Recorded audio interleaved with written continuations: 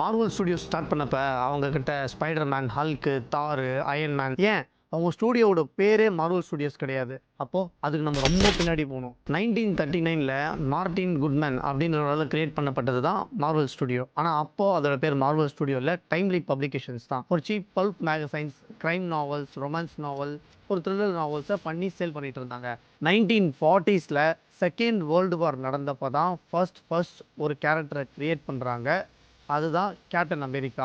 மார்வலோட படங்கள்லையும் first அவெஞ்சராக அவங்க சொல்கிறது captain அமெரிக்காவை தான். அதுக்கு காரணம் இதுவாக கூட இருக்கலாம். அந்த கேப்டன் அமெரிக்கா கேரக்டர் ஹிட்லரை கிக் பண்ணுற மாதிரி ஒரு போஸ்டர் ரெடி பண்ணி அதை பேடில் வச்சு சேல் பண்ணியிருக்காங்க. இப்போ அமெரிக்காவில் ஒரு மேசிவான சேல் இருக்குது, பயங்கரமான ஒரு ப்ராஃபிட்டை கொடுத்துருக்கு. அதுக்கப்புறம் ஒவ்வொரு கேரக்டராக கிரியேட் பண்ண ஆரம்பிச்சிருக்காங்க. வேர்ல்டு வார் 2 முடிஞ்சதுக்கப்புறம் சூப்பர் ஹீரோக்கு இருந்த கிரேஸ் முடிஞ்சு அப்படியே அந்த சேல் டவுன் ஆக ஆரம்பிச்சிருச்சு.